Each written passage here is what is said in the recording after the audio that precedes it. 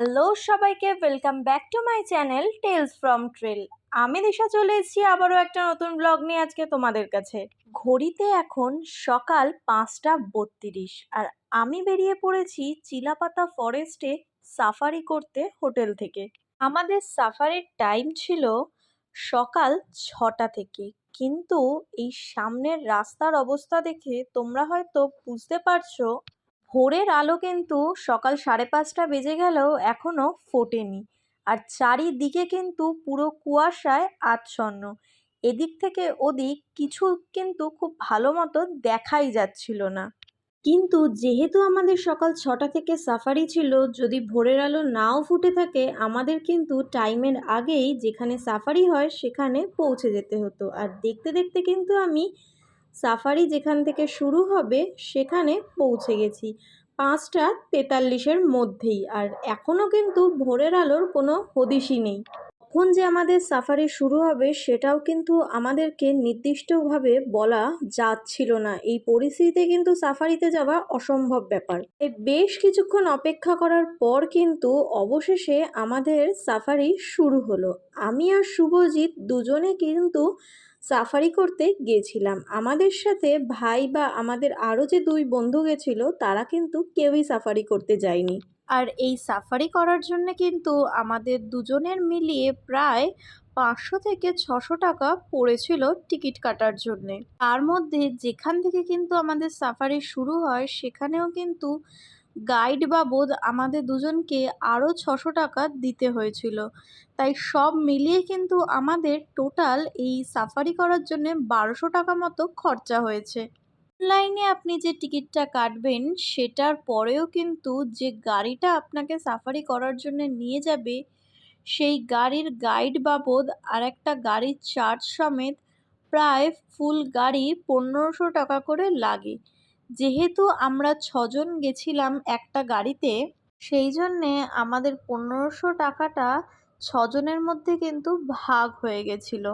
যে গাড়িগুলো দিয়ে সাফারি হয় সেগুলো কিন্তু হুডখোলা জিপ গাড়ি, তাই আপনাকে কিন্তু প্রত্যেক গাড়ির সাথে একটা করে গাইড নিতেই হবে। আর প্রত্যেকটা গাড়িতে কিন্তু 6টা করে সিট থাকে। তাই আপনারা ধরুন যদি কোনো গ্রুপে 10জন যান সেখানে আপনাদের কিন্তু দুটো গাড়ি দেওয়া হবে। একটা গাড়িতে আপনারা টোটাল 6জন যাবেন আর একটা গাড়িতে আপনারা 4জন যাবেন, কিন্তু দুটো সিট ফাঁকা থেকে যাবে। তখন কোথাও যদি কোনো দুজন মানুষ থাকে তাহলে সেই দুজনকে কিন্তু ওই 4জনের গ্রুপের সাথে অ্যাডজাস্ট করে দেওয়া হবে।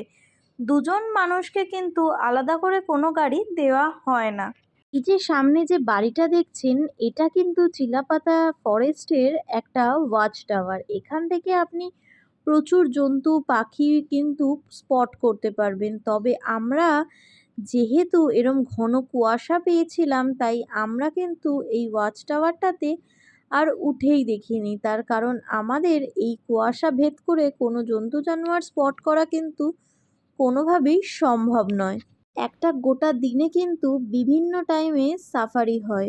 আপনি কিন্তু আপনার পছন্দের টাইম অনুযায়ী এই সাফারির স্লট বুক করতে পারেন। আমাদের যেহেতু আজকে বাড়িতে ফিরে আসার ছিল তাই আমরা সকাল সকাল সাফারি স্লটটা বুক করেছিলাম, একদম ফার্স্ট স্লটটা, অর্থাৎ সকাল 6টার স্লট। কিন্তু এটাই আমাদের সবথেকে বড় ভুল ছিল। এরকম শীতকালে চেষ্টা করবেন একটু বেলার দিকে স্লট বুক করার, তাহলে অন্তত এই কুয়াশাটা আপনারা পাবেন না। যে ভুলটা আমরা করেছি সেই ভুলটা একদমই করবেন না। আপনি যদি মনে করেন আপনার হোটেল থেকে বা হোমস্টে থেকে আপনাকে সাফারির গাড়ি নিয়ে আপনাকে সাফারি করানোর জন্য আসবে, তাহলে সেটা কিন্তু আপনাকে আগের দিন এসে কনফার্ম করতে হবে যেখানে সাফারি স্টার্ট হয় সেইখান থেকে। গাড়ি আপনাকে হোটেল থেকে নিয়ে আসা আবার সাফারি করানোর পর হোটেলে নিয়ে যাওয়ার জন্যে পার হেড 100 টাকা করে কিন্তু চার্জ নেবে। এই যে হাতিটা দেখছেন এটা কিন্তু এই চিলাপাতা জঙ্গলে বাঁধাই ছিল। আর শুধু আমরা একটা ময়ূর দেখতে পেরেছিলাম। আর ময়ূর কিন্তু এই চিলাপাতা জঙ্গলে আমাদের এখানকার কাকের মতো ঘুরে বেড়ায় সব জায়গায়। সাফারি থেকে ঘুরে আসার পর কিন্তু আমি আর শুভজিৎ খুব টায়ার্ড হয়ে পড়েছিলাম, তাই দুজনে কিন্তু একটুখানি ঘুমিয়ে নিয়েছিলাম।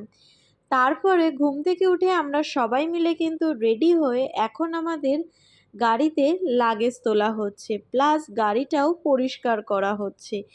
আজকে আমরা সোজা চিলাপাতা ফরেস্ট থেকে চলে যাব আমাদের বাড়ির উদ্দেশ্যে, অর্থাৎ কলকাতার উদ্দেশ্যে।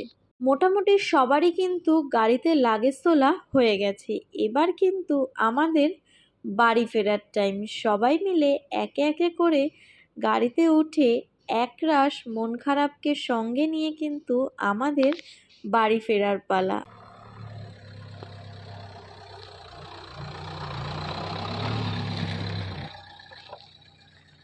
তার সাথে কিন্তু আবারও নতুন করে দিন গোনা শুরু অন্য কোনো নতুন রোড ট্রিপের জন্যে। ঘড়িতে এখন দুপুর 1:48 বাজে, আর আমরা কিন্তু আমাদের চিলাপাতা ইকো হার্ট হোমস্টে থেকে বেরিয়ে পড়েছি আমাদের কলকাতার উদ্দেশ্যে। এটাই হলো সেই চেকপোস্টটা যেখানে কিন্তু আপনাকে এন্ট্রি আর এক্সিট করতে হবে। দুদিকেই কিন্তু এরকম চেকপোস্ট রয়েছে, যেই চেকপোস্টটার কথা আমি আমার আগের ব্লগগুলোতে বলছিলাম। চলুন, আমাদের চেকপোস্টে এন্ট্রি করানো হয়ে গেছে। এবার তাহলে ধীরে ধীরে বাড়ির পথে রওনা দেওয়া যাক। এবার তাহলে আসা যাক পুরো টোটাল ট্রিপ কস্টে। আমাদের টোটাল ট্রিপটা ছিল প্রায় 6 দিনের মতো। আমরা 27শে ডিসেম্বর বিকেল 6টার সময় আমাদের এই ট্রিপ শুরু করেছিলাম, আর আমরা বাড়ি ফিরেছিলাম 2 তারিখ ভোর 6টার সময়। আর আমাদের টোটাল এই ট্রিপের পার হেড কিন্তু তেল, টোল, হোমস্টে, খাওয়া দাওয়া সব কিছু মিলিয়ে কিন্তু প্রায় পার হেড 8 থেকে 9 হাজার টাকা মতো করে কিন্তু পড়েছিল। অনেকটা রাস্তা ট্রাভেল করে আসার পর আমরা এখন আমাদের লাঞ্চ করার জন্যে জলপাইগুড়ির হোটেল গোল্ডেন টিউলিপে চলে এসেছি। এই হোটেলে কিন্তু আমরা আমাদের অরুণাচল ট্রিপের সময়ও এসছিলাম, তার কারণ এই হোটেলের মাটন বিরিয়ানিটা কলকাতার বিরিয়ানিকেও হার মানিয়ে দেবে একেবারে। সেই জন্যেই আমরা যতবার জলপাইগুড়ি দিয়ে আসা যাওয়া করি তখনই কিন্তু আমরা এই হোটেল গোল্ডেন টিউলিপে বিরিয়ানি খাওয়ার জন্যে দাঁড়াই। এদিকে জলপাইগুড়ির বিরিয়ানি খাবার গল্প করতে করতে কিন্তু আমরা প্রায় ফারাক্কা ব্রিজ পৌঁছে গেছি। ঘড়িতে এখন বাজে 12:06 মতো। চলুন এবার তাহলে বাড়ির পথে যাওয়াই যাক, একরাশ মনে স্মৃতি নিয়ে। ঘড়ির কাঁটা কিন্তু বলছে এখন বাজে সকাল 5:46, আর আমরা কিন্তু এখন আমাদের কলকাতার এয়ারপোর্টের 1 নম্বর গেটের সামনে থেকে পাস করে যাচ্ছি আমাদের বাড়ির উদ্দেশ্যে। আর দেখতে দেখতে আমরা কিন্তু যে জায়গা থেকে আমাদের রোড ট্রিপ শুরু করেছিলাম সেখানেই চলে এসেছি। ঘড়িতে কিন্তু বাজে এখন ঠিক সকাল 6:05। তাহলে আমি আমার ব্লগটা এখানেই শেষ করলাম। দেখা হবে আবারও নতুন একটা কোনো ব্লগে। ততক্ষণের জন্যে টাটা, বাই বাই। অবশ্যই ভালো থাকবেন।